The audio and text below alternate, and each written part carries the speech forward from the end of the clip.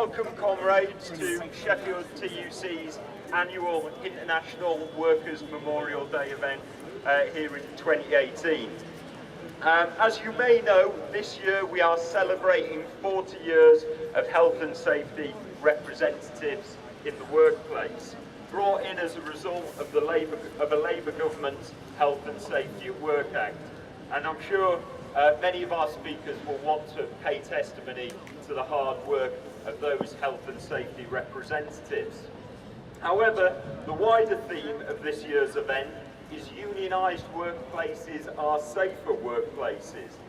And I also want to pay testament to all of the fantastic work the unions in this city are doing, both to serve their existing memberships, but also to reach out to unorganised workers. And I particularly want to wish the Bakers Union well in the next wave of strikes they'll be holding in McDonald's this coming May Day. Okay, I would now like to ask our Lord Mayor, Councillor Anne Murphy, to open the event by laying a wreath at the Workers' Memorial Tree. Great to see so many people here today commemorating together International Workers' Memorial Day. You know, it's really important that we stand together, shoulder to shoulder, as workers in all of our various work situations and support each other and continue the fight for our rights at work, and particularly where health and safety is concerned. My family has suffered over the years from various ailments as a result of working. And they've had to fight, and the unions have fought on their behalf to get compensation for the injuries that they suffered. So thank you to the unions, thank you for today. It's great to see so many people here coming together and supporting the work that the health and safety reps are doing and what the unions are doing. So it's a real honour as the first citizen of Sheffield to be laying this wreath in memory of all of the workers who have passed away and also all of the workers who have sustained injuries in the workplace. Thank you.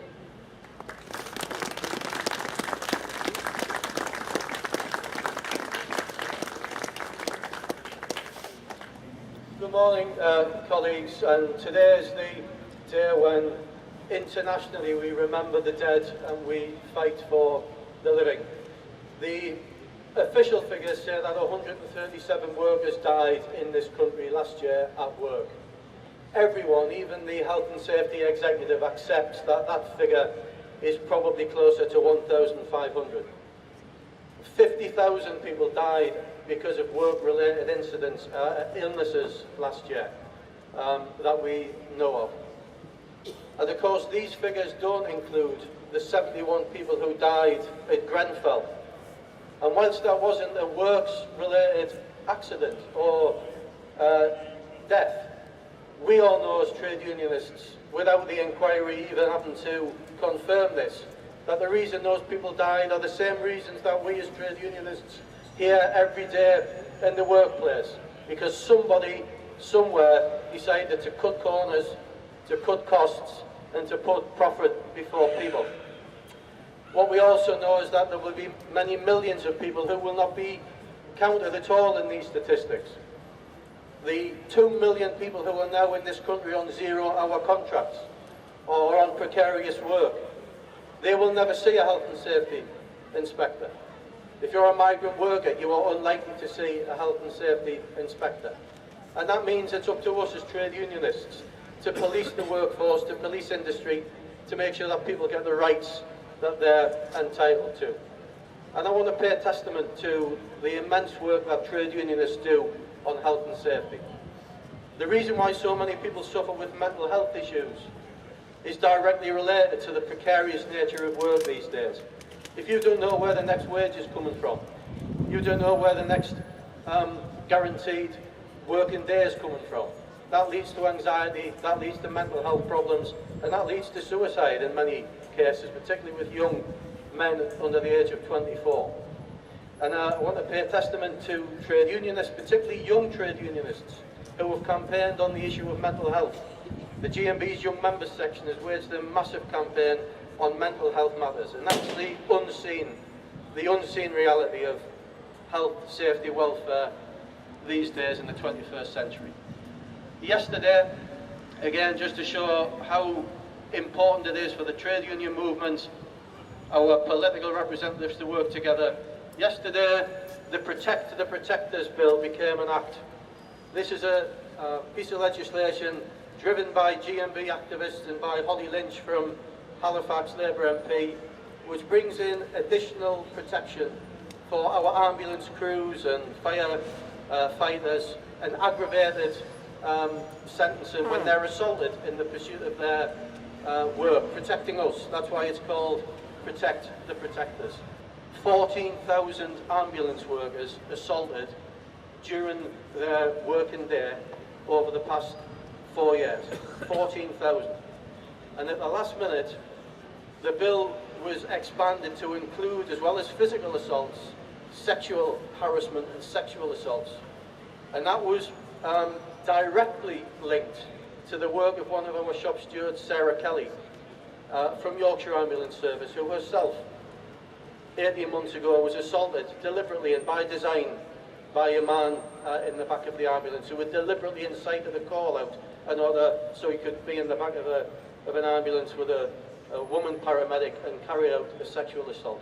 So that piece of legislation is a direct result of the work that trade unionists have done together with our Labour politicians. So colleagues, today marks International Workers' Memorial Day, and on behalf of the GMB, very proud indeed to commemorate with a wreath on behalf of the Yorkshire and North Derbyshire region of the GMB. Thank you very much for your attendance, and let's remember the dead and fight like hell for the living. Thank you.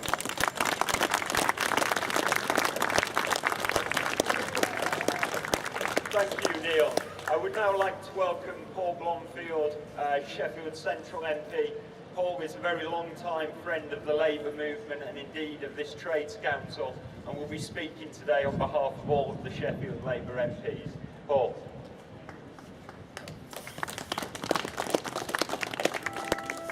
Well, I'm very pleased to be here on behalf of all of my colleagues who represent Sheffield in Parliament, and to thank the Trades Council, the Trades Union Council, for organising this event every year. It's one of dozens across the country organised by the TUC, and it is so important that we recognise that the battle around health and safety is not something that was won in the past, but something that we continue to fight today. I was meeting yesterday with a representative of people taking up the compensation claims for those struggling with asbestosis.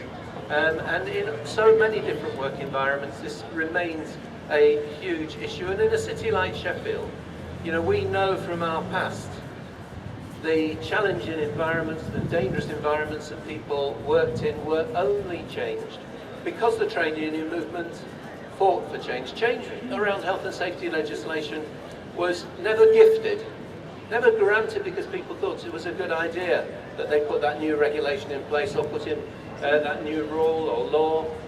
It was fought for by the trade union movement and implemented by Labour governments. And that struggle continues now. Not simply looking at new challenges in the workplace and the new responses we need to make to them. And the figures that Neil shared with you demonstrate the kind of shocking extent of the need to continue to work on health and safety. But we also need to simply maintain where we've got to, because workers' rights, the protections in the workplace are under risk, under threat at this moment, in a way that they haven't been for some time. Make no mistake, but those on the Tory right who campaigned so hard for us to leave the European Union did it with one thing in mind, as Boris Johnson talked about, a bonfire of regulations. Well, a bonfire of regulations for the Tories is a bonfire of protections, it's a bonfire of workers' rights.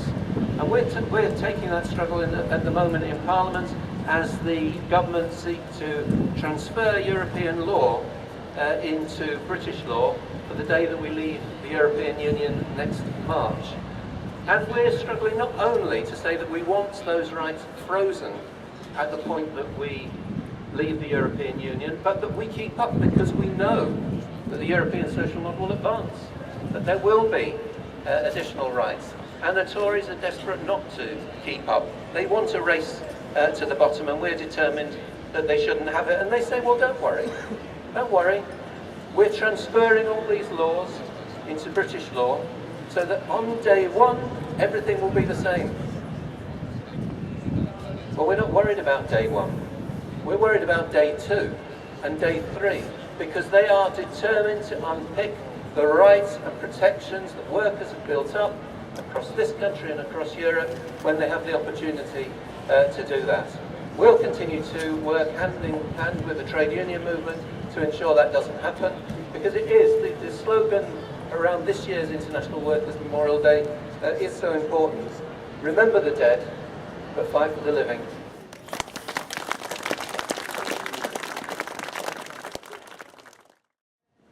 No worker should have to fear going to work and not making it home. No worker should have to fear that their work will make them ill and see their lives cut short because of it. It is important that we encourage all employers to protect their workforce or face the consequences, and provide the correct protection against any risks they may face at work, no matter when these are identified. Unions make all the difference, and all employers should ensure their workforce is safe.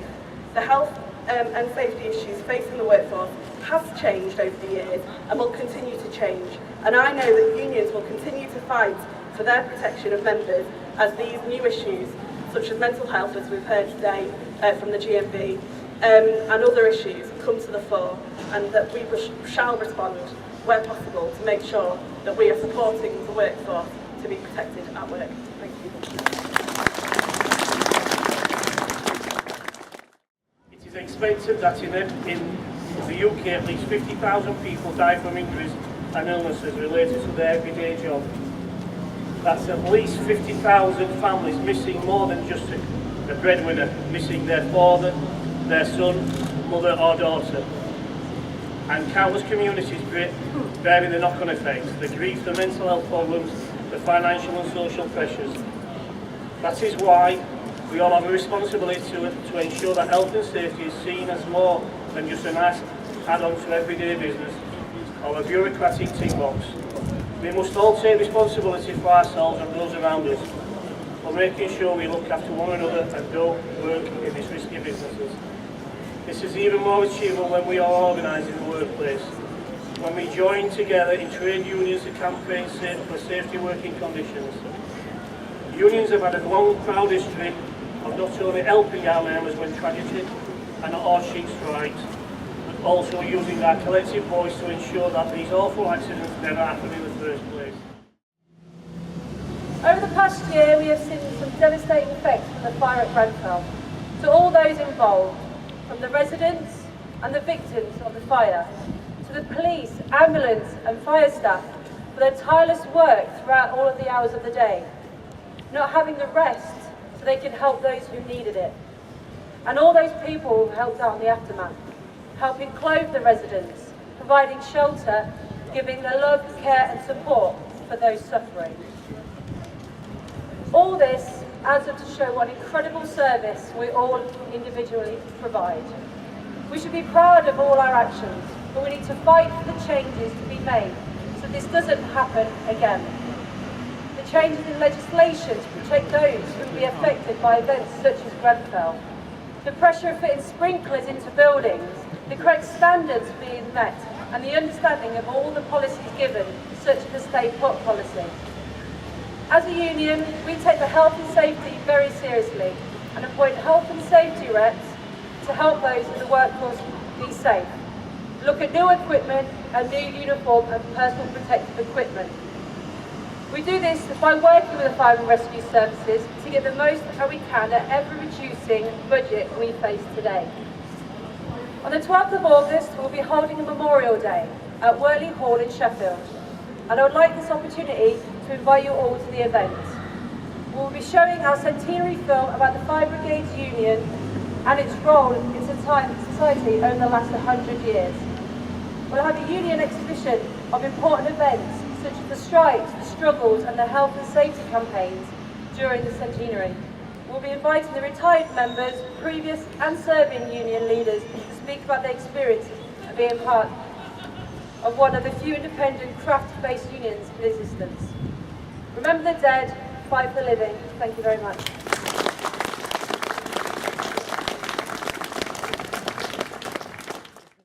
On behalf of the Orgreave Truth and Justice campaign, we send our sincere thanks to Sheffield Trades Council for inviting us here to speak today.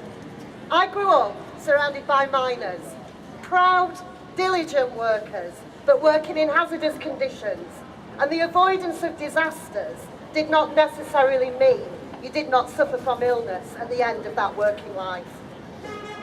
It seems a world away when I think of people like my dad at a very young age spent his first year of working life plunging into darkness to work and learn about collective working, having someone else's back and a sense of humour second to none. Sometimes I'm asked, why would anybody do that job? The dangers and conditions were awful. Of course they were, but through unionisation, conditions were challenged and improvements were made. You joined the NUM on your first day of work. It was a rite of passage. Our campaign attends this event every year. We lay a wreath, and in doing so we remember all those in the mining industry who went to work one day but did not come home. We remember all those who fought and argued for better safety conditions. We remember that strong unionised industry and the way solidarity and labour values helped to improve pay and conditions. But as we remember, we must never forget how a Tory government, cold, calculated and terrified that there is indeed power in a union, sought to destroy the mining industry. And in joining together today, we take inspiration from the grit, determination of those whole communities who stood strong and never gave up in that year's strike. We remember all of those who were at Orgreave on the 18th of June 1984. Many have now passed on without seeing the true narrative accepted by the government. But there are many still alive and determined that this wrong will be recognised. Not just that one day either, but the whole state-controlled response to what was simply an industrial action. We remember that across our whole mining communities, from Scotland down to Kent, and we particularly remember the occupation of our West and South Yorkshire mining villages, just as we remember all those who are not here today. The pits may have closed, but the comradeship will never die. And even now it continues to energise and galvanise us. We find ourselves in a world where threats to our working rights are as acute as ever. And in many ways, we can liken ourselves to those miners of the 84-85 strike. In doing so, we must remember, indeed, that the miners, united, will never be defeated. And the message to this government now is that we are all miners in spirit. Tory government, you may try and curtail trade unions with your pernicious legislation. You may try and scare workers against organising. You may try and stop socialism and collectivism. But you forget one thing. We are the many and you are the few. And our message is getting through. You've heard from Neil yesterday in Westminster. We saw a private members' bill introduced to protect the rights of agency workers. We saw MPs back the Protectors Bill, standing up to protect our emergency workers. Both these bills were supported by my union, the GMB, and thanks to those trade unionist MPs for supporting and promoting. Yesterday, our trade union and labour movement did indeed fight for the living. The past history of what happened at Orgreave cannot be altered, but it needs properly accounted for and accurately recorded. Today is in part about fighting for the living. Many of those who were at Orgreave standing up just for the right to work are sadly no longer with us. Those who are and their families deserve nothing less than the truth and the justice for what happened at the hands of a police force directed by a government to try and destroy and smash its own people. We will be marking the 34th anniversary of that police rout at Orgreave on Saturday the 16th of June. 1 o'clock, meeting Orgreave Lane. Please come along, bring your banners, your support and your solidarity. Those who controlled what happened at Orgreave need to be accountable for it, and we all deserve a precise and correct recording of our social and political history. Thank you.